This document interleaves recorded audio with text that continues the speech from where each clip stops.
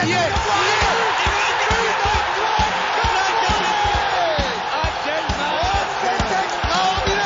Pauletta dans la surface, la frappe. Oh le but exceptionnel encore une fois face à un Barthez maudit devant le Portugais.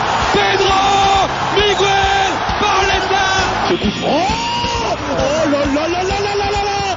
Zlatan Ibrahimovic, 25e minute, le doublé en 2 minutes. Ça allait trop vite pour le mur, ça allait trop vite pour Steve Monanda. Ah les gars, là on va parler d'un match.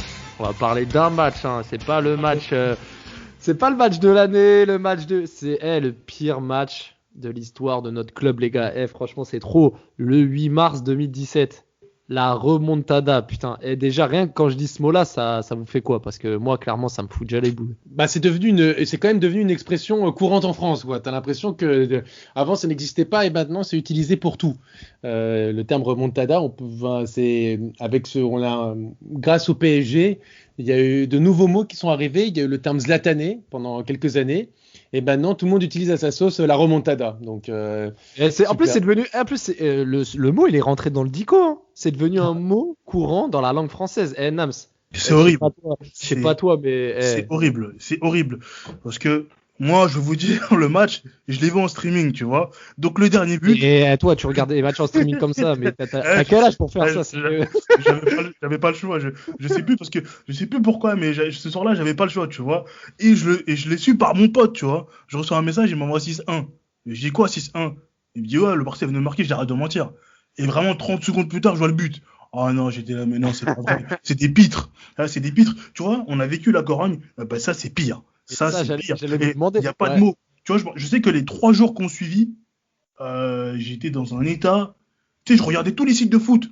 Je regardais les commentaires. Je devenais fou. J'écoutais tout ce que je pouvais sur ce match, essayer de comprendre. Parce qu'il n'y a rien de rationnel dans ce match, tu vois. Mais il n'y a rien. Mais il y a rien. Je vais te dire. Déjà, regarde. Moi, je vais vous dire. Paris 2016, tu perds Zlatan. Tu fais un mercato de merde. Tu ramènes Krikoviak, Benzema, Ben Arfa, Ressé. Seulement. Et enfin, un gros changement en phase de poule. En plus, on est là. On fait que 3 victoires. On fait match nul contre Ludogorets à la maison. On bat même pas Arsenal, surtout au parc. Je sais pas si vous vous rappelez, là, au parc. Oui, c'était honteux. Cavani, je crois qu'à Cavani avait vendangé en plus. Oh, j'étais au stade, c'était ouf. Et avec le rouge de Verratti à la fin, c'était n'importe. Alice Sanchez qui égalise. Enfin, clairement, c'était n'importe quoi. Et en plus, on rate la première place dans un groupe faible. Hein. Il y avait Bâle, Ludogorets, Arsenal. Et là, tu tapes le Barça, alors que déjà, ils nous sortent en 2013, en 2015, et même ils nous avaient tapé en phase de poule en 2015. Ouais, c'est trop. Et Raph, on sort quand même contre 2 Barça, 2013 et 2017, prenables. Parce que, tu vois, Arsenal a pris le Bayern, nous on prend le Barça. Le Barça de 2013, il est prenable. Moi, j'étais satisfait à l'époque, tu vois. Ouais, parce que c'était le début, c'était la première campagne et je me suis dit bien. Et quand derrière, je vois 4-0, 3-0, je me dis non, en fait, on a vraiment merdé. Bah là, c'est pareil. T'exagères. 2013, l'équipe du PSG n'avait rien à voir avec celle du Bayern qui a sorti le Barça. Et même en termes d'expérience, au match aller, t'as quand même David Beckham qui est titulaire. T'as des mecs comme Gamero, Bodmer, t'as même Chantôme qui est sur la feuille de match. Mais attends, Joe, faut mettre quelque chose dans le contexte. Non, quand même, l'équipe de Carlo, pour moi, c'est celle qui avait le plus de chances limite. Ouais. Avec celle de 2013-2014 quand même, parce qu'il faut quand même le mentionner, celle de 2013-2014. Moi, j'aurais dit plus dit 2016. Pour moi, il y a 2 équipes où j'ai vraiment des regrets du PSG. C'est 2014, effectivement, où le but de Dembaba. Et pareil, 2016 de Manchester City. 2016, c'est là, pour le coup, t'es au firmament de tes équipes. Là, 2013, c'est le début, quoi. Oui, je suis d'accord, mais franchement. Mais ce Barça-là était moche. Avec le retour, en plus, au Camp Nou, t'as pas l'habitude. Ça faisait 20 ans. Ça faisait 15 ans que t'avais plus fait de Ligue des Champions quasiment.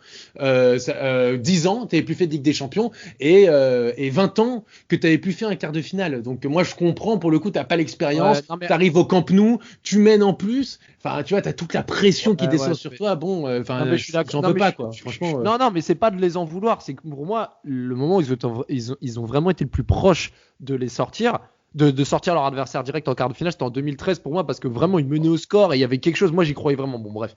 Non, c'est 2014 de Chelsea. Tu as à l'année. Mais le match retour, il est mauvais. Le match retour, il est mauvais. Mais Là, je vais pas. Là, les gars, là, on va retracer sur le chemin parce qu'il y a trop de trucs à dire sur ce match de. Franchement, je sais même pas quoi dire. Un match. Waouh. Je vais vous raconter. Clairement. Là, je vais vous dire. Là, t'arrives, t'es le 14 février. Non, même pas. Le 13 février 2017. Parce que le match, c'est le 14. Mais vous vous rappelez de ce qui se passe la veille du match? Qui nous lâche la veille du match? Thiago Silva. Moi, clairement, j'en avais marre déjà de lui depuis plusieurs années. Mais là, clairement, ce qu'il nous a fait. Mais dans le fond, j'étais quand même content. Parce que je me suis dit, Kimpembe, je voulais qu'il ait son temps de jeu et son moment pour prouver. Et j'étais encore plus derrière Paris. Enfin, je l'aurais été aussi avec Silva. Mais là, clairement, j'étais vraiment en mode gagner pour juste prouver que Silva, il n'est pas si indispensable que ça. Je sais pas si vous aviez partagé ce raisonnement, mais. Ouais, pareil. Moi, j'étais dépité, moi. Moi, j'étais pas surpris, j'étais pas spécialement déçu. J'ai l'impression qu'on attendait, enfin, les supporters parisiens dans leur globalité attendaient beaucoup trop de lui, tu vois. Beaucoup trop de Thiago Silva. Et bon, le fait qu'il soit pas là, le fait que Kimpembe ait fait ce match, pour moi, c'était quelque chose d'important. Et pour moi, quand il y a ce 4-0, je me suis dit, bon, 4-0, c'est un peu. Le match, il est un peu trop parfait, tu vois. 4-0, j'étais. Mon gars, je vais te dire, j'étais dans un espèce de grec là, avec des potes. 1, 2, 3, 4. Non, c'était trop. Chaque but, la beauté des buts. Ou Franck Di Maria. Meunier qui met un petit point à Messi, si je dis pas de bêtises. Non, il fait un crochet à Neymar. Le 4ème but. Non, mais une action anodine comme ça, il met un petit point à un joueur, je sais plus, c'est Neymar ou Messi. Meunier. Il met un petit pont. Il met un grand pont, mais je crois que c'est sur le. Il me semble que c'est pour mener vers le 4ème but. Hein. C'est pas l'action du but dont je parle, dont je fais référence, c'est pas l'action du but. Mais tu vois, même Draxler, il est en feu, tu vois, c'est un match. Mais Draxler, il venait d'arriver, c'est vrai que Draxler, il était le grand Draxler. Clairement. Même Kurzawa, il est très bon dans ce match. Non, je suis pas. Alors là, pour le coup, Joe, je suis moyennement d'accord. Kurzawa, je trouve que c'est le seul Parisien qui est pas top. Il fait son taf quand même, hein, franchement. Ouais, mais il a l'origine les rares erreurs de Paris, c'est lui. Sur le match c'est plus Meunier, vois-tu, parce que là, c'est généralement quand tu vois l'analyse tactique d'après-match, c'est surtout du côté de Meunier qu'ils auraient essayé d'apporter du soutien parce qu'il se faisait à chaque fois laminer par Neymar. Et une des premières occasions du match, quand Neymar rentre dans l'axe et après il fait un enroulé qui frôle le poteau, c'est par le côté de Meunier, quoi. À chaque situation, c'est toujours du côté de Meunier. Donc c'est plus Meunier qui était en difficulté dans ce match. Moi, en tout cas, c'est dans tous les cas, tout le monde a globalement fait un bon match. Mais moi, sur le match aller, moi, les deux phases qui m'ont fait bander clairement, c'est déjà le but de Di Maria. Di Maria avec la célébration d'Emery et même quand Messi il bloque Kimpembe qui bloque Messi. Et je entends le commentaire Bean qui disait patron Kimpembe comme ça.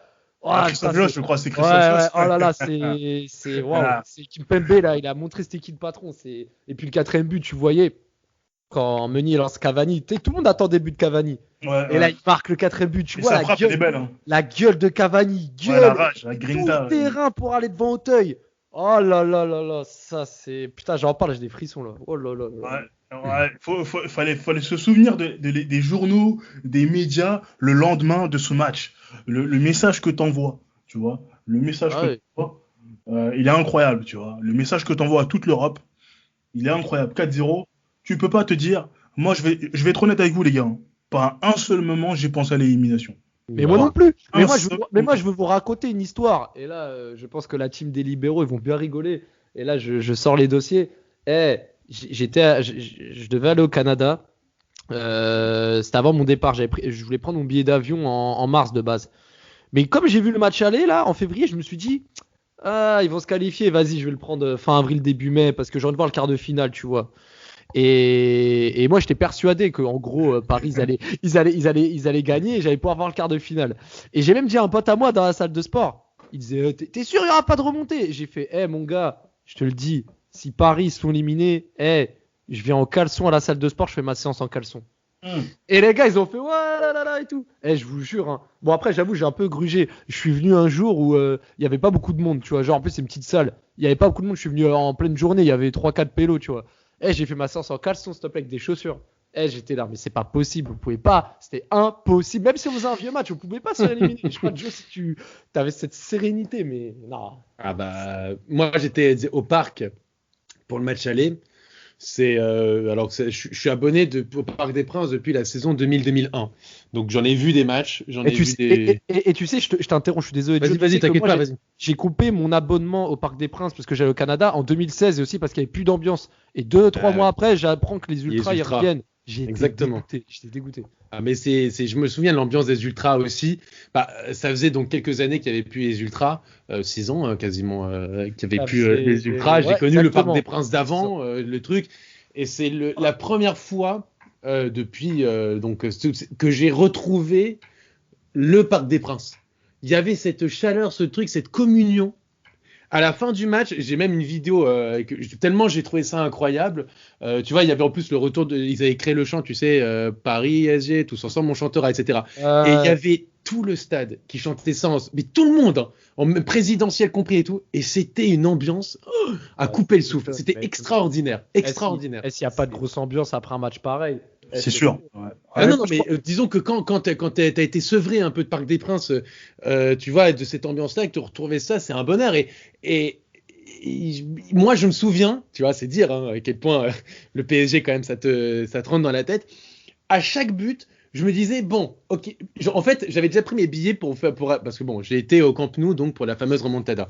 Et donc, j'avais été aussi pour le match où Paris perd 3-1 à l'aller et va au Camp Nou et Paris perd 2-0. Et mon angoisse, c'était de me dire, putain, j'espère que je vais pas aller au Camp Nou et on sera déjà éliminé, donc ça sert à rien d'y aller. Et donc, je me souviens, à chaque but marqué, je me disais, bon, ok, au moins on va avoir, j'y vais pas pour rien. Au pire, quand il y avait 1-0, je disais, ok, au pire, on perd il y a un 1 ou 2-1, c'est bien. Quand il y a eu 2-0, je me dis, bon, au pire, on fait 2-2, c'est bien, c'est comme en 2013. Et alors 3-0, 4-0, je me disais, mais c'est pas possible. Ouais, c'est pas possible. Ouais, de ouf. C'est surréaliste. C'est surréaliste. C'est un film. Mais là, là, franchement, t'as trouvé la bonne transition, la Nams. Là, je voulais y venir. Là, tu parles de film, mais franchement, moi, le truc qui m'a dérangé, c'est les 3 semaines qu'il y a eu entre le match et le match retour. Parce que ce qu'il faut savoir dans les 3 semaines là, c'est que déjà, on met la raclée à l'OM 5-1 vite fait, bien fait, dédicace à la commanderie. Hein, ces ploucs là, on les a torchés avec Patrice Evra là. Comme à chaque fois. Ouais, comme souvent, ouais, comme toujours même. Et moi, il y a un truc qui m'a grave gêné. C'est la vidéo, là, l'espèce de dîner vérité avec Verratti, Draxler, Mathieu Meunier. Quelques jours avant le match. Ouais, mais ça c'est trop à ça. l'époque, mais à l'époque, c'était pas vu de manière si négative. Hein. Et ils disaient plus genre, ils sont sympas quand même. C'est une bonne ambiance. C'est enfantin, ces trucs. Et personne n'avait vu le côté négatif. Et c'est avec du recul. C'est vrai. Après la défaite, les gens ont revu la vidéo. Ils disent, mais quelle bande de tocards. Qu'est-ce que c'est ces losers en train de dire, si on perd 5-1, je suis content, on est qualifié. C'est ça. Moi, c'est la phrase de Verratti qui m'a dérangé. Si tu prends 5-1 et que tu es qualifié, tu es content. Tu vois, moi, je me suis dit, vas-y, déjà, tu peux même pas penser à perdre, tu vois. En fait, c'est ça. Tu vas là-bas, le problème. Tu vas là-bas, tu finis le boulot. Alors, ça, s'il l'avait dit en off, vas-y, tranquille. Mais ça, tu dis ça devant les caméras, et en plus, derrière. Non, mais parce que ça se voulait, justement. Ça se voulait être en off. Donc, moi, le problème, c'est le cheminement intellectuel. Comment est-ce que quand t'es joueur, t'es le PSG, t'as quand même une belle équipe sur le papier. Alors, c'est le Barça, ce que tu veux. Mais putain, gagner 4-0, il faut qu'il gagne 5-0 au 6-1. 4-0 au 5-0 ou 6-1 ou 7-2, on pourra aller comme ça jusqu'à. Et le pire, c'est que le Barça là, ils étaient claqués. Ils étaient claqués. Mais c'est aussi parce que c'est les médias aussi. Les médias français ont. Luis Enrique, Luis Suarez, en conférence de presse, ils parlaient de on va le faire et tout. Mais c'était pas. C'est normal, c'est leur rôle. Le problème, si ça n'avait pas été le PSG, ils auraient pas été aussi. Non, c'est leur rôle. Ils ont fait pareil. Ils avaient fait pareil avant le match contre le Bayern Munich justement où tu me parles du 3-0, 4-0. Ils ont fait pareil. Remontada. Il y avait ça aussi. Mais simplement, le Bayern, ils ont l'expérience. Et t'inquiète pas, hein, les médias allemands, ils étaient pas là tous à se faire dessus, à se dire, c'est le Barça, c'est possible, les trucs. Je pense qu'il y a eu un climat délétère autour de ce match, où même les plus moi à un moment je me rappelle, j'étais là, j'étais sur les réseaux sociaux et je voyais le Barça, je sais pas, avait battu Grenade genre 5-1 et tout le monde était là en mode le Barça peut le faire. J'ai dit mais les frères, c'est Grenade. T'as fait comme Stéphane Guy. Mais bien sûr, c'est pas Valladolid. Mais non, mais parce que c'est vrai. Ils étaient là, je te jure, je crois que c'était Grenade. Et ils étaient là en mode genre, ils ont gagné 5-0 contre Grenade. Avec 5-0, ils seraient qualifiés. Et tu fais, ok, merci, c'est contre Grenade. On est le PSG. Faut pas déconner à un moment. Ça, tu es obligé de dire ça, c'est sûr. Mais là, franchement, match retour. Franchement, Joe, vas-y, raconte un peu parce que Pour les auditeurs, Joe, il y était au match retour, tu l'as déjà dit. Ouais. Mais vas-y, raconte même les dernières heures avant le coup d'envoi. Tu sais, quand tu arrives au stade, tu rentres dans le stade là, parce que tu devais bomber le torse déjà d'une. Je te connais, donc je pense que déjà tu devais être bien fier. Tu te voyais déjà. En confiance. Ouais, voilà. Tu ne l'étais pas. Bien. Tu ne l'étais pas. Alors partout, effectivement. Alors, quand même, il faut le préciser. J'ai pris des taxis là-bas et tout. On parle un peu aux gens sur place. Alors, je vais commencer toute chose. Déjà pour moi, le match, il me semble, était mardi ou mercredi, je sais plus.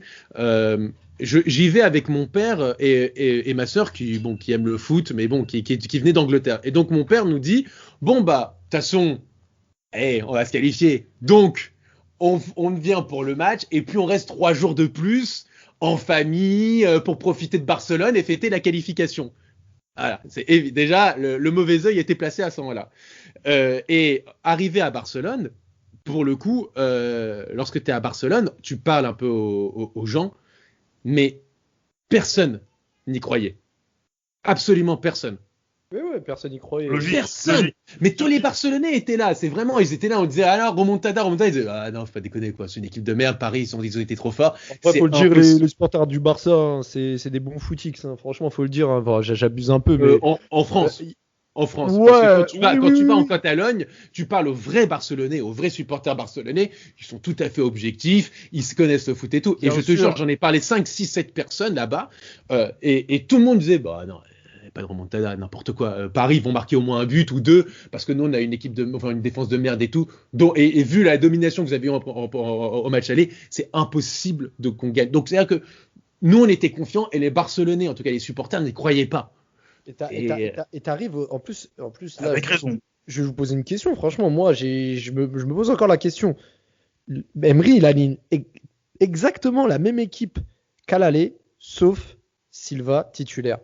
Moi, je vais vous dire, j'ai été invité dans une émission à l'époque, l'équipe et vous avec Didier Roustan qui n'existe plus, et j'avais donné mon avis la veille du match, et la question c'était, si vous êtes Emery, vous mettez quoi comme équipe?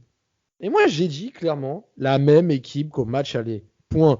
Ouais, mais non, Silva, c'est le capitaine. Non, Ouais, c'est vrai, dans si un t'es sens. coach, Ouais. si t'es coach, il y a un moment donné, Je peux tu dois comprendre. Ouais. récompenser les joueurs. C'est Tu vois, vrai. et un match comme ça, tu capitaine. peux pas. Oui, mais Tu peux pas. Ouais, mais tu Maintenant, peux prends une pas. autre équipe. Prends une autre équipe. Si le Real Sergio Ramos, il est pas là. Son remplaçant, il fait un match de fou contre, je sais pas, contre le Mais Bayern. Ramos, oui, mais attends, Ramos, il a des références. C'est-à-dire que Je veux il a bien. déjà C'est pour te il est dire. capable C'est pour te de dire. faire des matchs comme ça. Par rapport à l'effectif, tu peux pas te permettre. Si Chiellini il manque un match à l'époque, en 2017 Exactement. 2016, il manque un match à la Juve, Rugani fait un match de fou. Je pense que si Rugani et Chiellini est là au match retour, il va laisser Rugani. Rugani va c'est ton capitaine. il va retourner sur le banc. Tu vois, moi je pensais comme toi. Hein. Moi honnêtement, je pensais comme toi. Moi j'aurais aimé mettre Kimpembe. On avait vu, Thiago Silva était là depuis 2012. On était en 2017. Alors, il n'était pas forcément fautif dans les éliminations, mais pas forcément décisif comme on l'entendait, comme les autres défenseurs de sa trempe faisaient des gros matchs. Lui, il en faisait pas, tu vois. Maintenant, je trouve ça un peu logique de la part d'Emery. Et surtout, imagine Raphaël, maintenant, s'il n'avait pas mis Thiago Silva avec cette élimination. Et je pense que les joueurs, hein, ses coéquipiers, auraient milité pour que lui soit titulaire. Ouais, mais ça, c'est encore un problème de. Tu vois, c'est encore dans la gestion, hein, et on en reviendra dans d'autres podcasts. C'est la gestion du club et le rapport de Nasser et Silva, l'importance qu'a Silva, etc. Mais quoi qu'il arrive, c'est ton capitaine, tout le monde le dit. Exact. C'est ton capitaine, c'est le mec qui parle dans le vestiaire. Moi, j'impute pas l'élimination à la présence ou non de Thiago Silva, et parce que je pense que Kimpembe, bien qu'il ait réussi son match, hein, mais moi, tu mets Kimpembe dans ce Camp Nou avec tout le monde qui claque des jambes. Kimpembe, je l'adore, hein, mais il claque des jambes comme tout le monde, parce que je te rappelle que Kimpembe contre Manchester United, tout le monde claquait des jambes et lui, il a fait la main. Donc, il n'est pas non plus exempt de tout reproche, ou même contre le Real Madrid, quand Paris perd 3-1, Emery décide de mettre Silva sur le banc et titulariser Kimpembe, bon, bah, sanction, défaite 3-1. Donc, oui, c'est sûr. Non, mais je suis là. Non, mais c'est pas, moi, je veux pas tout imputer. Alors, effectivement, Thiago Silva a eu des failles, on peut dire, c'est sûr, dans des gros matchs, mais dans ce match-là, il fait en plus un match solide, défensivement. Peut-être que, en défenseur pur, il fait un super match. Ouais. En capitaine, il fait un mauvais match. Exactement. Mais en tout cas, là, pour le match, va falloir qu'on parle chronologiquement des faits, parce que au bout de 3 minutes, Franchement, Alors- c'est inadmissible de prendre ce but. Franchement, la défense, elle est fautive. Ils sont Ouais. passifs. C'est la première action du match, limite. Ils sont passifs. Mais Trapp, Mais les gars, Trapp contre le Real, Les gars, contre moi, le Real je- Madrid l'année d'avant, en Ligue 1. Mais comment tu peux être hésitant comme ça? T'es le gardien de but. les gars, je vais vous dire, moi, le premier but, quand il arrive, moi, je prends ma commande au grec. Je me dis, bon, je vais me faire un petit match dans le match, tu vois. Justement, je me dis, bon, je vais faire. Et j'entends le mec qui fait ma commande. Ouais, 1-0, il parle avec des mecs qui sont à côté de moi. 1-0, Suarez. Je dis, quoi? Comment ça, 1-0? Il y a but là? Je dis, ouais, il y a déjà but et tout. Je dis, mais non, mais attends, là, je suis même pas chez moi.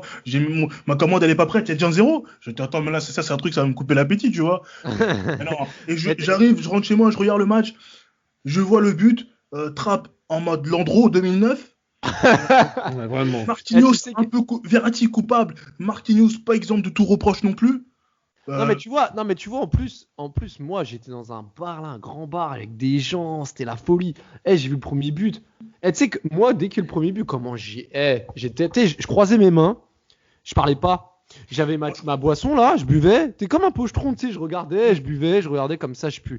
Et là à la 11e minute là, ouais, c'était à la 11e minute quand Draxler là il tire et que Mascherano ça lui tape son bras.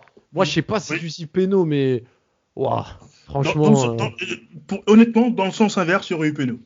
Je pense que ça peut paraître anodin, hein. Ça peut paraître anodin, mais dans le sens inverse, il y a péno. Bon, tu sais, on va revenir chronologiquement. Je vais t'expliquer pourquoi je pense ça, certaines choses.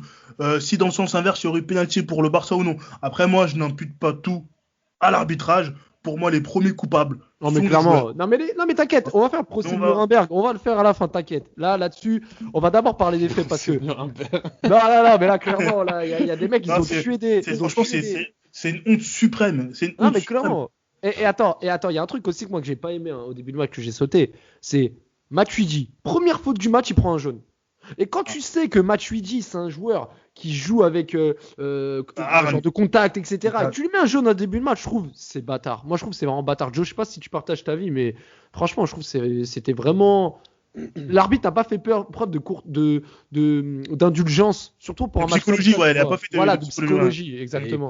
Mais parce que l'arbitre n'était pas prêt à arbitrer ce genre de rencontre. C'est Tu sûr. prends un arbitre de seconde catégorie européenne pour un Barça PSG où le Barça s'est pris 4-0 à l'aller, où tu t'attends peut-être à ou en tout cas certains spécialistes disent que ça peut être un match spectaculaire avec des buts, c'est le Barça. Enfin, tu prends un arbitre le plus expérimenté et le plus même de supporter une telle pression, parce que moi qui étais au stade, c'est quand même impressionnant.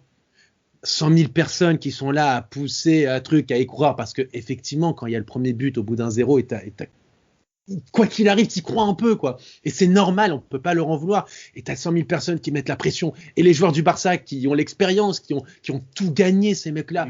Ouais. Ils ont le vice. Et donc, ils vont te mettre la pression. Et ils vont être là. Et pour moi, tu mets pas Etekin, tu mets pas un petit arbitre de Bundesliga qui ne connaît pas ce niveau-là de compétition et ce niveau-là de pression. Donc, je sais même pas pour la main si elle avait été sifflée de l'un avec l'autre et machin. Mais déjà, pour moi, comme vous l'avez dit, évidemment, l'arbitre. Moi, je suis pas du genre à dire ah ouais, mais l'arbitre, je peux en parler. Non, bien sûr. Bien sûr. Paris, alors moi, je vous explique, et c'est ce que j'ai toujours répété. Paris perd ce match, mais l'arbitre élimine Paris. Ouais, c'est ce que Voilà. et je vais vous dire à la fin du podcast, je vais vous dire moi la phrase vraiment qui résume moi ma vision. Mais là, je vous pose une question, Joe. Tu te rappelles un peu vers la 20e quand Neymar il fait une frappe de loin qui passe juste à côté. Ouais, très bien. Genre moi perso, moi je croyais qu'il y avait but hein. Et moi ça m'a donné chaud hein. Cette frappe et c'est là où je me suis dit putain Neymar déjà à l'aller, c'était le seul Barcelonais qui avait relevé la tête. Et là tu te dis putain mais en vrai lui il lâchera pas, tu vois, il lâchera pas. C'est exactement ce qui s'est passé.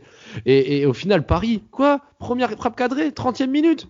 Non, c'est pas possible. Non, mais il n'y a pas eu de sortie de balle. Il n'y a rien. Les joueurs se faisaient dessus. Qu'est-ce que je te dis? Le néant. C'est. Non, mais et le truc là qu'il faut parler, c'est aussi le deuxième but. Parce que le premier but, hein, il est moche. Hein. Mais alors le deuxième. Mais on est tous.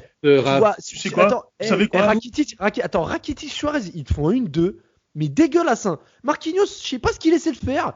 Une protection de balle, il protège rien du tout. et t'as l'autre qui met son pied, Kurzawa, enfin un dégagement. Non, c'est trop. Je vais te dire, ça, c'est quoi? C'est la panique, c'est le stress. Les 2 premiers buts du Barça. Moi, je comprends pas. Dégage le ballon en corner, je sais pas.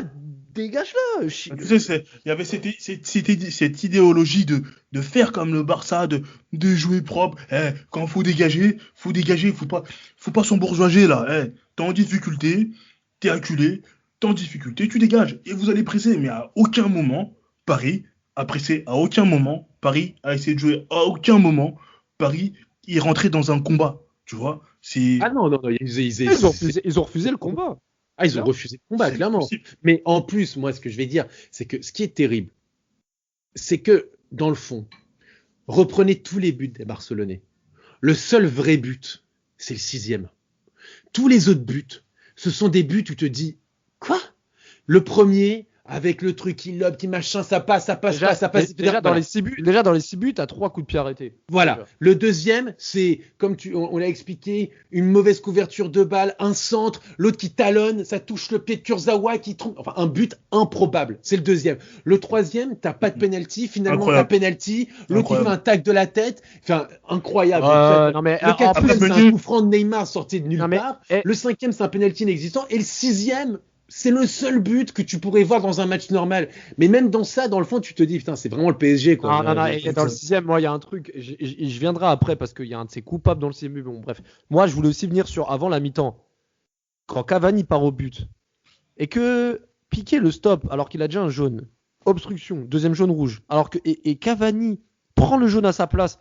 Moi, je sais pas vous, mais à ce moment-là, je me suis dit, non mais là on est tombé dans un traquenard. Tu sais, c'est comme quand, je sais pas si vous avez déjà Nams ou Joe, vous avez déjà joué au foot en jeune. C'est comme si tu allais jouer à Montfermeil, à Sarcelles. On te baisse ta mère.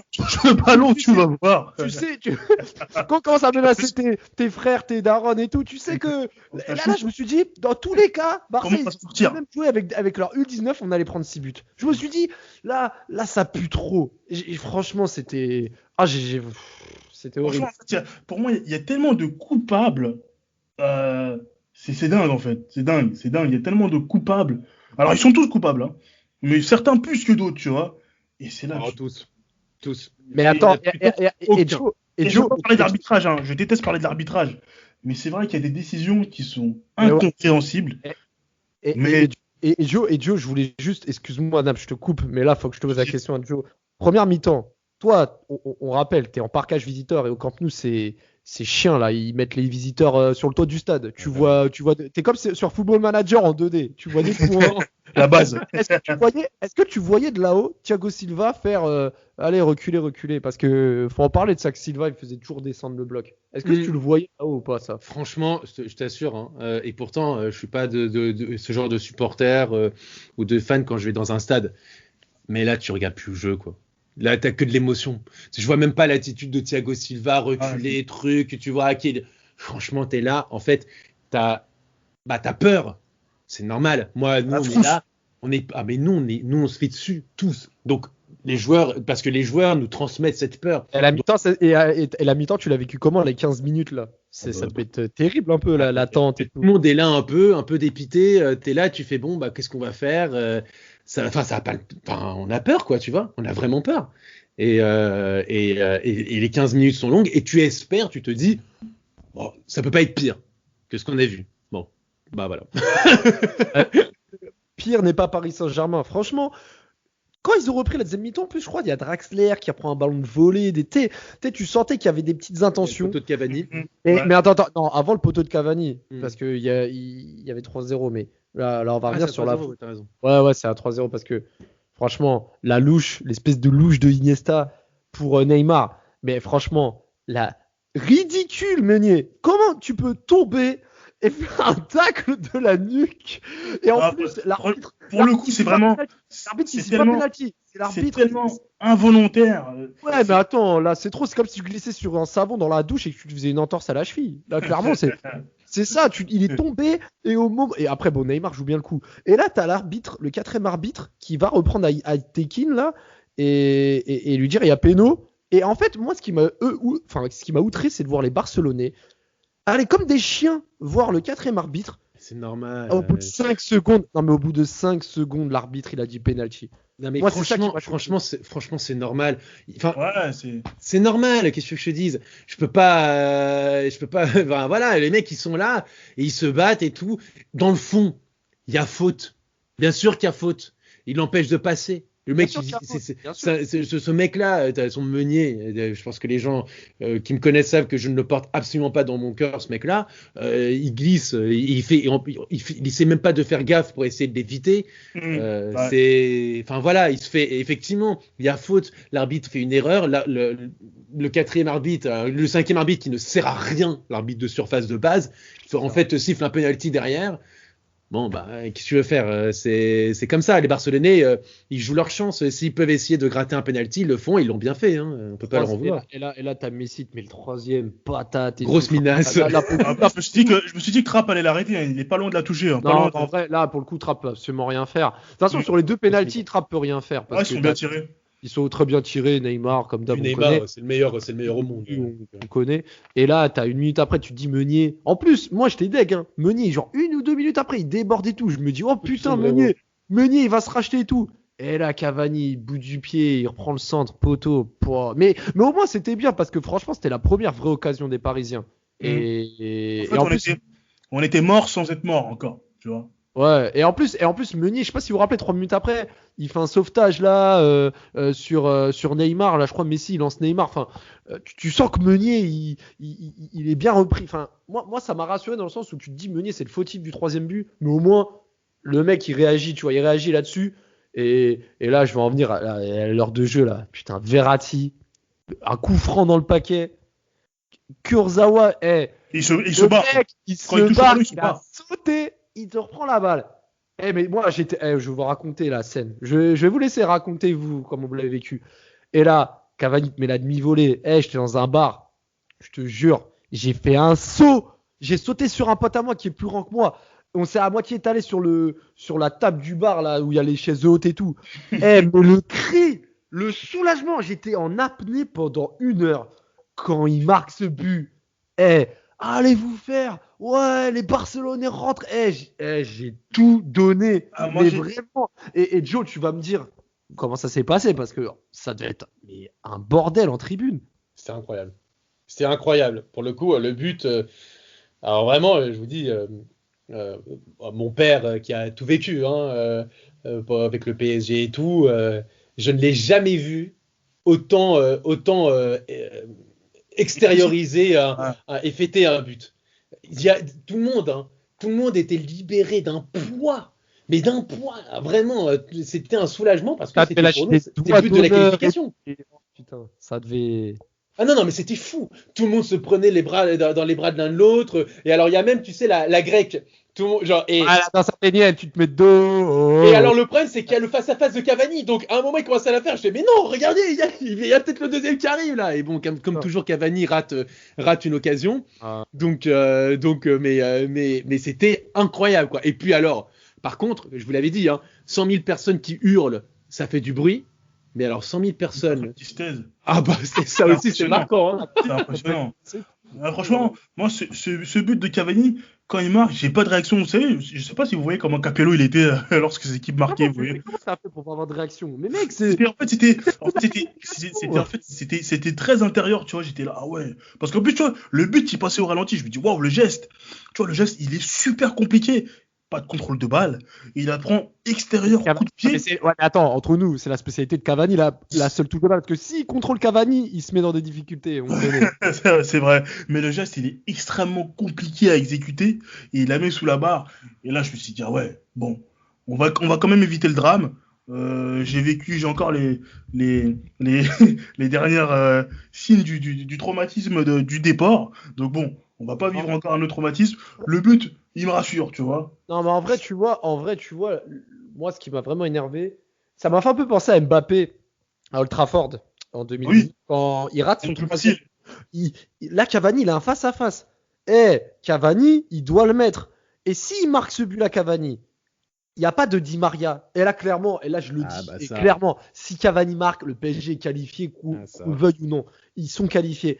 Et ouais, non, mais clairement, Cavani rate l'occasion. Alors, tout le monde va dire, ouais, Cavani a mis le but, etc. Mais moi, je suis désolé. J'ai l'impression que Ter Stegen. Suffisance. Cavani devait mettre ce but. Moi, je sais pas si vous lui en voulez ou pas, mais moi, moi, je vous explique. Non, moi non. Moi, oui. Moi, Parce je lui en que- veux, moi. Mais bien sûr, moi, je lui en veux. Je suis désolé. Encore une fois, quand par exemple, Trapp ne fait pas son taf dans les buts, à savoir arrêter des buts, on le critique et c'est normal. Cavani, son métier, c'est de marquer des buts. Et c'est pas des buts, je lui demande pas des buts, tu sais, sensationnels. Il est numéro 9. que le Il est ballon- au Paris Saint-Germain. Il est payé 16 millions d'euros à l'année. Il est international uruguayen. Putain, t'as un face-à-face devant le but qui te permet de qualifier ton équipe. Tu n'as pas le droit de manquer ça. Mais en Tu plus, n'as pas le droit de manquer ça. En plus, tu vois, il a fait comme Mbappé à la finale contre le Bayern. Il a pas genre tiré fort. Il a fait une passe au goal. Voilà. Il a fait une passe. Et c'est ça qui m'a énervé. Je crois que Et- c'est ça qui m'a vraiment le plus énervé. Mais moi, je suis désolé, hein, Cavani, j'ai beaucoup de respect pour ce qu'il a fait au Paris Saint-Germain et tout, mais si on se retrouve à jouer contre le Barça en huitième de finale, c'est en grande partie à cause de lui aussi. Sur ces 2 matchs contre Arsenal à l'aller et au retour. Ça aurait pu être Et pire. c'est à cause d'Areola Ça aussi. aurait pu être pire. Hein.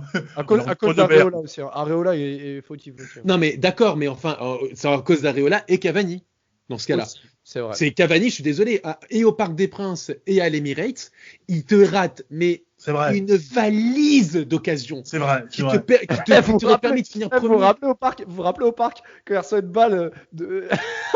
Tu sais, il reçoit une balle de derrière, là, une longue balle. Je sais pas, il veut faire un ciseau. Il se jette, mais il touche rien. Genre, il tombe comme s'il a fait une prise de catch.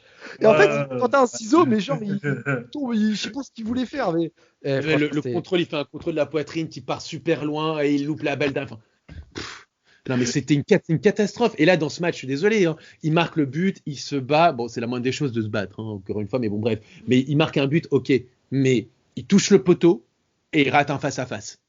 Ouais, non, Le c'est job- trop. Le le- poteau, le- le poteau encore, c'est dur. Le poteau, c'est dur. On peut. Mais c'est son rôle. C'est dur pour n'importe qui, mais là, on parle de Cavani. Mais tu mets un des meilleurs, soi-disant un des meilleurs numéro 9 au monde, mais mets Agüero dans ces situations, Oh non. tu verras s'il loupe Non, ça. bon, Agüero, il a raté un peu. T'as pris Agüero, le pire exemple possible. Ouais, Alors, parce que Agüero, il a raté un penalty contre Paris en quart de finale. Il a tiré à Cavani côté. de loin. Ouais, non, mais bref. Peu- Non, mais je vois pas- ce que tu veux dire. Non, mais on dirait Agüero si vous voulez. Je Suarez, sais pas. ouais, Suarez, quoi. Suarez, Suarez, voilà, Ouais, qui est en Suarez. face. Suarez, vous lui mettez ces 3 occasions, il met au moins 2 sur 3. Je pense, ouais. Je pense. Voilà. Surtout, Bon, bah voilà, c'est tout ce que je lui demande. Surtout le Suarez de 2016, là où il avait fini la saison avec 40 buts en Liga. Non, c'est clair. Mais Voilà, en tout même cas, le match où Paris perd 3 au Parc des Princes, rappelez-vous la comparaison entre Suarez et Cavani dans ce match-là. Cavani qui ratait mais tout, il a tout raté, alors que Suarez avait été stratosphérique en 2015 dans ce match-là. Oui, David Luiz, ça en rappelle. Hein. Voilà, le David, derrière. voilà, c'est ça, le petit pont de David Luiz. Mais enfin, quand tu voyais ces 2 trucs, on s'est dit bon, on a pris le mauvais Uruguayen, quoi. Et là, 2 ans après, t'as Un peu comme quand on a pris Ronaldo à la place d'Adriano. Voilà. C'est typiquement parisien, ça. Ouais, grave. Bah voilà. Mais là- Donc mais- moi, je lui en veux beaucoup pour ce match-là, Cavani. Ouais. Mais là, Personnellement, c'est pas à lui que j'en veux. C'est un certain Argentin. Ah, mais là, justement, on va y revenir parce que Gio, t'étais au stade. Franchement. Mais franchement, les Barcelonais, ils quittaient le stade et tout. Hein. Personne Mais n'y alors- croyait à ce moment-là, c'était fini. Hein. Bah, je vais vous dire, le stade se vidait à la 80e minute et les supporters du PSG, Quel con. quand ils voyaient les supporters barcelonais partir, ils chantaient, ils le regardaient et en faisant au revoir, ils disaient dans le cul la remontada, dans le cul la remontada. Ouais, bravo les mecs. Ah, non, mais là, c'est clair. Et puis là, tu as Paris. En plus, Paris, tu sens qu'ils sont décomplexés. T'as comment il s'appelle? T'as Emery, il fait rentrer Aurier pour amener un peu de physique, etc. Mais tu sens que, tu vois, les joueurs, ils sont plus libérés. Ils vont moins dégager le ballon en catastrophe, etc. Et là, franchement, t'as Verratti, c'est Di Maria, 83e là. Oh. là- Di Maria, je pense que dans sa tête, il a dû penser au Classico quand il était au Oui, Real. bien sûr. Il était là. Bien sûr. Ah, Regarde mais ses non, célébrations. mais putain, passe la Regarde-le. balle, putain, mais mets-toi de Regarde-le. côté. Regarde-le quand Cavani marque. Regarde-le sa réaction quand il dit puto. Il regarde puto. Il regarde tu vois, les supporters du Barça, tu vois, quand il les insulte, tu vois. Et ça se voit qu'il était obnubilé. Il voulait ce but. Pour moi, je l'en veux, moi. Je l'en veux. Alors, Ah oui, bien Cavani, sûr. il est un peu coupable. Mais lui, pire que tout. Parce que s'il marque, enfin s'il fait la passe à Cavani, il y a 3-2 et je pense que ça leur coupe les jambes. Et surtout que bon, Après, ça qu'ils en marquent 4 derrière. Hein, donc, Non, mais à 3, non, mais là, si et Neymar ne vient pas derrière aussi. Non, mais c'est surtout que s'il marque, je suis même sûr que Paris, ils auraient été même capables d'en mettre un troisième derrière, clairement. Parce que Barça, ils auraient joué à 11 devant et voilà. Mais bon, dans tous les cas, il s'est passé ce qui s'est passé. C'est égoïsme. Et c'est égoïsme. Et tu vois, il y avait penalty en plus. Il y avait faute sur Di Maria. Il y avait penalty. Que je disais au début, dans le sens inverse, ça aurait été sifflé. Et il y a penalty. Et il y a carton rouge aussi. Oui, ça aurait été sifflé. Ça aurait été sifflé. Déjà que sa main, en début de match, comme tu le disais, Raphaël, en début de match, quand Draxler fait une passe en retrait et que Mascherano touche le ballon de la main, il n'y a pas de penalty sifflé, pas de carton. C'est scandaleux. C'est scandaleux. Même on rappelle la balayette que met Neymar à Marquinhos. C'est carton rouge, hein. Oui, clairement. En plus, ça sont. Oh là là. Mais moi, le truc, c'est que tu te dis, t'arrives à la 87e, 88e. En plus, c'est Di Maria qui fait une faute bête dans les 25 mètres. Et tu sais que même au moment où Di Maria rate son occasion, on est tellement serein qu'en fait, on s'en bat les reins, clairement. Exactement. Et même quand Neymar, il met son coup franc à la 80e. Je m'en bats les reins toujours aussi, je suis serein. Franchement, tu sais ce que j'ai fait? Tu sais, j'ai fait quoi, moi? J'ai applaudi. Au bar, j'ai fait franchement. Au moins Neymar, il aura vraiment tout donné. Il est récompensé de son match. Il est digne. Ouais, voilà, il est digne. Tu vois, le mec, il a provoqué le péno, il met le coup franc à l'aller, il a fait des choses. Franchement, respect. Mais même dans le stade, dans le stade, personne n'y croyait, même les supporters barcelonais. Il y a eu quelques applaudissements, mais bon, c'est presque pour sauver l'honneur. Ok, super, ils ont marqué leurs 4 buts, quoi. Mais personne n'y croyait. Mais personne. Je vous dis, même les supporters barcelonais, quand il y a le but, il y a vraiment une centaine, on parle de 100 000 personnes, il doit y avoir vraiment une centaine, 200 d'applaudissements, mais il n'y a pas d'effusion de joie, quoi. Tout le monde est là en mode, bon, bah, ok, but, super, merci Neymar, t'as sauvé la mise, quoi, mais sans plus. Mais genre, une minute après, t'as le ballon en cloche, et en plus, vous vous rappelez, Suarez, vers la 70e, il prend un jaune pour simulation. Et là, il tombe. Moi, premier réflexe, je le vois, il se tire la tête. Enfin, moi, j'ai vu avec les caméras de Canal+. Et là, je me dis, il va prendre le rouge. Ça y est, deuxième jaune. Il dégage, il casse les couilles. Et là, je vois l'arbitre donner 2 pénaltys. 2 pénaltys dans le même match. Ça, c'est pas un problème. Franchement, si les pénaltys sont valables, qu'il donne des pénaltys, c'est normal. Mais quand tu vois ce que fait Suarez, qu'il saute comme s'il s'était fait tirer dessus, il s'était fait d'abord il se touche le visage, puis le genou, puis la gorge. Mais en plus, tu regardes, tu donnes un penalty qui est litigieux parce que tu le vois le contexte, tu as besoin de ton assistant qui te dit qu'il y a penalty. Là, la faute, tu ne peux pas dire que tu as vu quelque chose, il ne s'est rien passé. Donc ça veut dire que si tu as un doute, il n'y a pas de doute. Mieux vaut oublier un péno parce que tu en as donné peut-être un peu trop généreusement avant que l'inverse. Et l'arbitre, il se donne penalty. Et là, pour le coup, c'est clair, ce penalty, il est volé, clairement. Ah oui.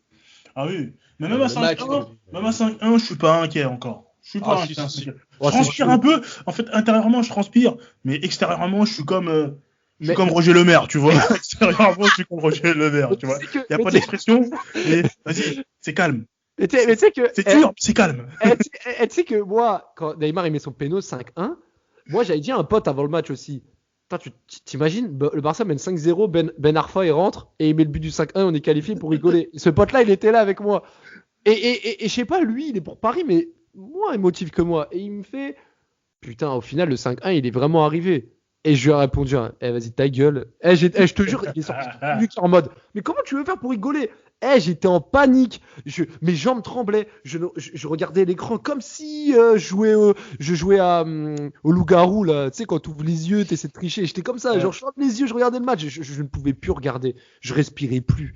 Et Emery, il fait rentrer Krikoviak, le mec, il a rien fait de la saison, il a provoqué un péno contre Arsenal en plus, et il te fait rentrer Krikoviak, tu te dis, il a fait Luis Fernandez contre la Corogne. Et le 6e but, franchement, je vais laisser Joe. Franchement, Joe, vas-y. Raconte le 6e but là. Alors, 6e but, comment dire franchement, je vous dis à 5-1, moi j'étais sûr qu'ils allaient marquer le 6e derrière parce que t'as une ambiance quand même qui est extraordinaire. Tu sens la peur revenir. Et je me souviens, donc j'étais au stade avec mon père et mon père quitte le siège et monte encore plus haut que tu vois genre là où on était. Donc t'imagines. Et il dit je veux pas voir ça, tu vois, je veux pas voir le 6e, ça va me casser les couilles. Et arrive donc le coup franc et le but. Et pas coup franc.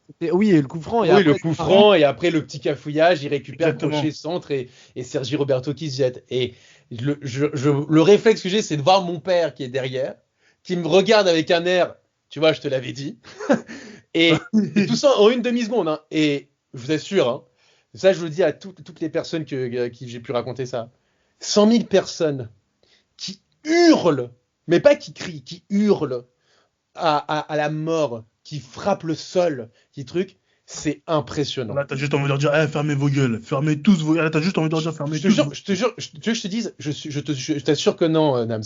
Franchement, je t'assure que non. J'étais là, moi, on est tous là comme si on a reçu une patate, tu vois. Personne ne réagit, en fait. Tout le monde est KO debout.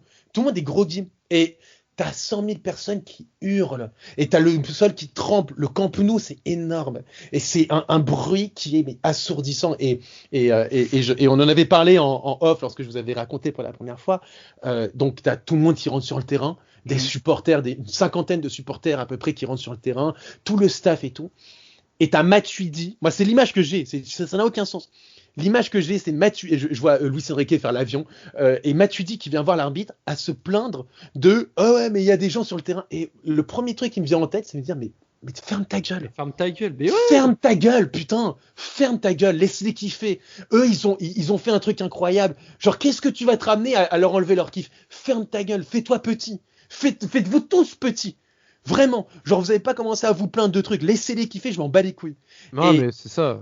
Et c'est vraiment et l'après-match aussi c'est quelque chose. Déjà pour la première fois de ma vie et je vous dis hein, ça 20 ans que je suis abonné au parc, je suis supporter du PSG, j'ai tout connu, j'ai 29 ans, j'ai connu beaucoup de choses et j'ai toujours assumé le PSG, même quand il y a eu la mort les morts des supporters, j'ai même connu le PSG après le Maccabi Haïfa, après la Poel Tel Aviv, quand on allait tomber en Ligue 2. Ouais. C'est la première fois de ma vie que j'ai eu honte de supporter le PSG. J'avais une veste en jean avec mon maillot. J'ai dû remonter ma veste en jean jusqu'au bout pour pas que les gens voient mon maillot du PSG. La première fois de ma vie que j'ai eu honte des supporters du PSG ce jour-là où je me suis dit j'ai pas envie qu'on me voit. C'est fort, hein. Ah non mais et je vous dis hein, ce club-là c'est vraiment je vous dis ça fait 20 ans d'abonnement, c'est toute ma vie quoi. C'est la première fois de ma vie que j'ai eu honte de supporter le Paris Saint-Germain. Mais franchement, moi je veux vous raconter. Moi j'étais dans ce fameux bar là. Il y a le 6e but, le bar explose dans les deux sens. Il y en a, ils sont deg, il y en a, ils jettent des chaises et tout. Mais vraiment, moi, j'étais venu avec un groupe de potes et je vous assure, je suis parti, j'ai payé mes consos. Je suis parti, j'ai dit au revoir à personne. Et en fait, moi, à l'époque, je sortais avec quelqu'un et on se parlait plus, tu vois. Voilà, c'était tendu. Elle m'avait écrit en mode... Bon, on se fait la gueule, mais là, je sais que tu dois être au bout du rouleau. J'espère que ça va. Vous vous doutez bien que je lui ai pas répondu. et j'ai marché, j'ai gambadé tel un ivrogne dans les rues pendant, une bonne heure, hein, 1h30, et je marchais. En plus, il pleuvait un peu. Je marchais en mode, j'essaie de répondre à mes questions, j'y arrivais pas. Je rentre chez moi, je me refais le match en replay. Ah ouais. Directement, je veux des explications. Je ne comprends pas ce qui s'est passé. Et d'ailleurs, je vais faire un petit dédicace aux libéraux, dont Gilles Hereda et Gilles qui étaient là, notamment à VL, hein, ce voyou qui a pris plaisir à venir le samedi suivant parce que j'ai été invité pour parler de ce match, une émission exceptionnelle qui a été faite en radio. Moi, je voulais pas venir. On m'a incité à venir. Je suis venu. Et carrément, il y a même des montages qui tournent sur moi avec ma tête énervée en plein live pendant l'émission parce que j'étais vraiment énervé. J'en pouvais plus. Je n'ai quasiment pas dormi de la nuit. Franchement, je sais pas vous, j'ai dit au revoir à personne. Et jusqu'à que mon pote le lendemain, il m'envoie un message. Ouais, Raph, tu nous as même pas dit au revoir et tout. Je me suis excusé, je me suis dit, putain, parce que moi, je suis quelqu'un de respectueux. Voilà, forcément, j'ai pas dit au revoir et tout. C'est pas bien. J'étais putain, je m'en rappelais même plus. Je suis parti comme si j'avais appris qu'il y avait un décès dans ma famille. Enfin, vraiment. Ouais, c'était la fin du match, elle était un peu, c'était surréaliste. Moi, Nams, comment toi tu l'as vécu, vas-y. Ah, moi, c'était compliqué, tu vois. Parce qu'on est toujours avec trois potes par message. Justement, mon pote qui m'envoie un vol le 6-1 est un supporter parisien. Et un autre supporter, lui, qui est pour l'OM. Donc lui, il a pris quand même du plaisir, hein. Et on s'envoyait des messages et on comprenait pas. On se dit, mais comment c'est possible? Et je sais que je me faisais mentionner un peu partout, hein, Twitter, Instagram, sauf que je répondais pas. Et la mère de mon fils m'appelle et tout. Je décroche, mais je dis rien, tu vois. Un petit délire. On rappelle aux auditeurs que Nam, c'est papa. Hein. Ah oui, voilà. Voilà. Pour ceux qui ne le savent pas. Voilà. Et donc, moi, je décroche, je décroche, mais je dis pas un mot. Et elle me provoque. Et là, je dis, vas-y, tu sais quoi, arrête. Là, je rigole pas, arrête. Elle continue de me provoquer, je raccroche. Et je crois que, vas-y, pendant 2, 3, peut-être plusieurs jours, j'ai à peine répondu. Tu vois, le soir même, j'ai regardé le résumé, j'écoutais à la radio, le lendemain encore, j'ai réécouté tout ce que je pouvais écouter à la radio sur le match. J'essaie de comprendre, mais je me dis, c'est surréaliste. Même quand j'étais dans mon lit, je dis, ça s'est vraiment passé le match Et là. ouais, Où j'ai rêvé, c'est vraiment passé. C'était un film à la fois de fiction et d'horreur, clairement. Et tous ceux qui prenaient plaisir sur les réseaux sociaux, les montages, oh là là, et ça me tuait et tout. Mais là, les gars, le procès de Nuremberg, il va commencer. C'est qui les premiers coupables? Moi, je vais vous dire. En 1, mais vraiment, désolé, hein, c'est Silva Thiago. Pour moi, c'est lui. Oui, Pour moi, lui, c'est le premier coupable. Ouais. Quand on dit qu'un capitaine doit mourir dans son bateau, eh ben lui, il est mort dans son équipe, défense basse. C'était l'intrus de l'exploit du match aller. Il est là au match retour. Peut-être que s'il avait été là au match, on ne sait pas. En tout cas, il est là au match retour et on dit les absents ont toujours tort. Et quand il est là, il se passe ça et c'était pas la première fois. Ensuite, je mets Verratti parce que Verratti, c'est bien marrant de dire le génie, hibou, tout ce que vous voulez. Verratti, il a fait caca culotte. Di Maria, ça passe. En fait, ils sont tous coupables. Mais moi, quand les gens disent Emery, c'est le premier coupable, je suis pas d'accord. Emery, il a sa part de responsabilité, mais c'est pas le premier coupable. Je sais pas ce que vous en pensez, mais clairement. Moi, je pense que je fais pas de distinction, tous coupables. Il n'y a pas un mec qui a été au-dessus de l'autre. Cavani, il a quand même coupable. Non, il est coupable. Il prend 5 ans. Il prend 5 ans de prison. Il prend 5 ans de prison pendant que les autres, ils en prennent 20. Tous. Il n'y a pas de distinction. Coupable. Il n'y en a pas un que je sors. Cavani, il n'aurait pas été coupable s'il avait fait son job, à savoir marquer des buts. Il en a marqué un, c'est bien pour lui. Il a pas, je te dis, des demi-occasions, des trucs. Il a 2 grosses occasions, dont un face à face qui loupe. Coupable. Tous coupables. Emery, coupable. Emery, en plus, le problème, enfin, ce qui est dur pour Emery, c'est que sur ces 2 changements, il y en a 2 qui sont impliqués, qui sont vraiment coupables. Parce que Di Maria, il fait preuve d'égoïsme quand il ne fait pas la passe à Cavani. Et Aurier, sur le 6e but, Aurier aussi, là, ce voyou là. Il lâche Sergi Roberto. Donc c'est un peu dur. C'est dur pour Emery. Franchement, c'est dur. Et après, il aurait peut-être dû. Après, je sais pas si ça aurait changé quelque chose, mais moi, ce que je me disais lors du match, qu'il aurait fallu faire rentrer Pastore. Qu'il fallait un jeu pour tenir le ballon. Et Mota aussi. Exactement. Mota a beaucoup manqué. Il fallait ce joueur un peu. Moi, je suis désolé. Tu sais, comme j'avais dit dans un précédent podcast, un joueur un peu crade, capable de faire la faute, gagner grappier des secondes, aller par là. Moi, je suis désolé. Hein. Vous me dites Emery pas coupable. Moi, je vous dis tous. Ah non, si, il est coupable. Coupable autant que les autres. Il n'y a pas de hiérarchie. Parce que moi, je suis désolé. Vous me mettez Mourinho sur le banc. Jamais de la vie, le Paris Saint-Germain prend 6 buts. On a vu Emery appliquer ses consignes. Le capitaine n'a pas écouté le coach. Non, mais je vais t'expliquer. Avec un grand entraîneur, jamais ils encaissent 6 buts. Jamais le capitaine n'écoute pas son entraîneur. Ça s'est vu au tour suivant. Si le capitaine n'écoute pas son entraîneur, l'entraîneur sort le joueur. T'écoutes pas les consignes, tu sors. Tu mets un Mourinho, tu mets un Guardiola, tu mets un Ancelotti. Même Allegri, ça s'est vu. Mais tu mets un Zidane. Jamais ça arrive. Mais jamais. Donc moi, Emery, coupable. Tous coupables. Il n'y a pas d'exception. Et évidemment, dans cette condamnation générale, bien évidemment, parce que moi, je ne vais pas jouer à la française en disant « Oh non, l'arbitrage coupable. » Coupable comme les joueurs. Je suis là. Alors moi, la phrase que je voulais dire l'autre fois, c'était que Paris méritait de perdre, mais Paris méritait pas de se faire voler et se faire éliminer ainsi. Parce que Paris devait perdre le match. Paris devait perdre le match. 3-1, 4-2.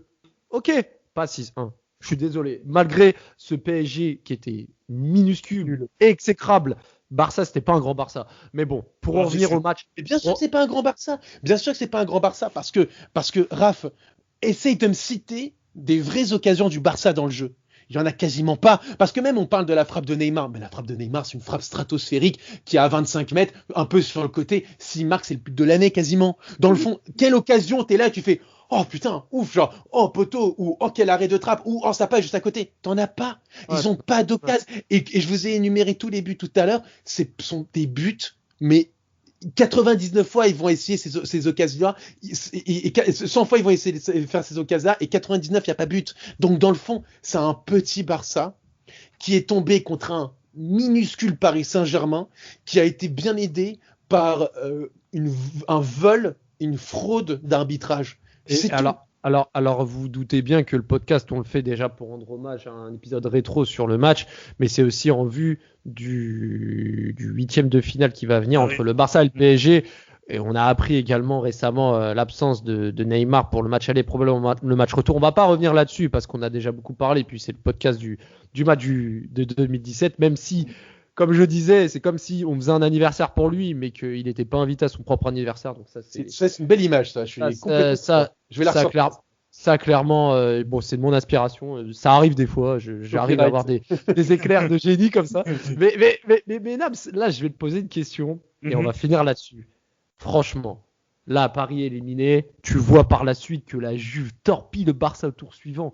Ça veut vraiment dire que le Barça n'avait pas de niveau. Bien sûr. Et à part part Neymar, t'avais pas besoin de ça. T'avais pas besoin de ça. T'avais pas besoin de voir la Juve torpiller le Barça. Tu le vois sur l'aller, sur le retour, ils sont nuls. Non mais vraiment. Déjà, quand tu vois déjà un Paris qui gagne 4-0, quand tu prends un 4-0 à l'extérieur, c'est pas anodin. Mais bien sûr. À l'Alliance Stadium, on voit 3-0. Et surtout face à ce PSG là qui était même pas un PSG qui n'a même pas fini champion de France. En plus. Mais tout ça pour vous dire. Là, on va finir le podcast là-dessus. Dernière question, clairement. La Corogne 2001, Barcelone 2017, Manchester 2019.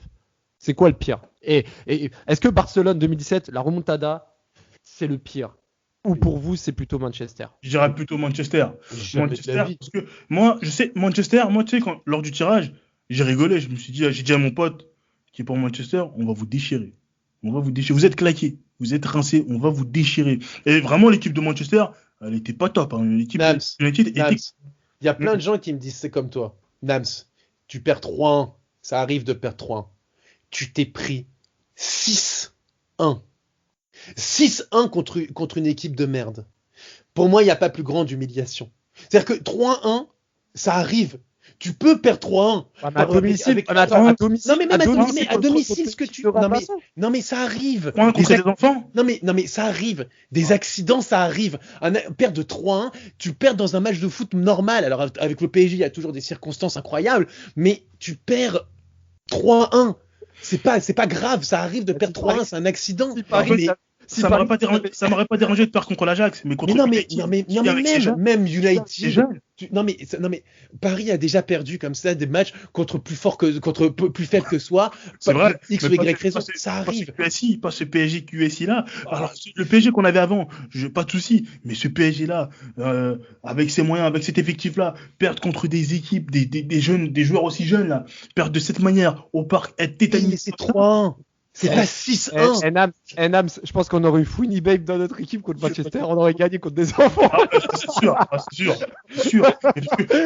Tu sais, Joe, cette élimination contre Manchester, je l'aurais jamais pensé. Même après Nams, il y a un mot qui est rentré dans le dictionnaire après ce match. Un putain de mot qui est rentré dans le dictionnaire. On est devenu la risée du monde. C'est-à-dire que remontada, quand tu dis le terme remontada qui est utilisé pour n'importe quoi, tu penses à PSG Barça. C'est-à-dire que il n'y a pas plus grosse humiliation. On ne fera jamais pire. Parce que c'est toujours la première fois, le truc fondateur que tout le monde se rappelle. Le Manchester, je te dis, tu perds 3-1. Tu perds 6-1.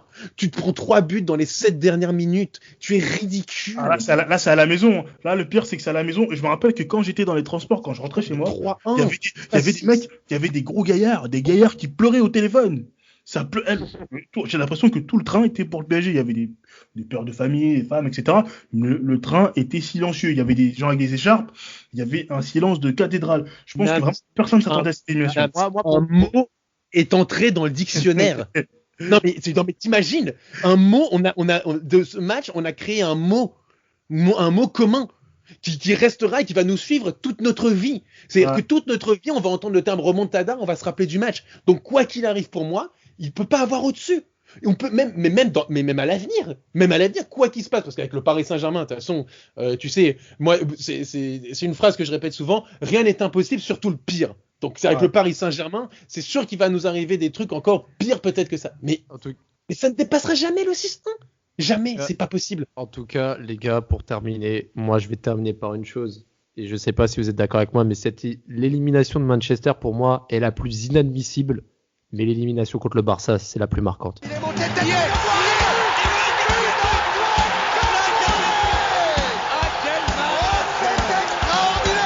Pauletta dans la surface d'affaire.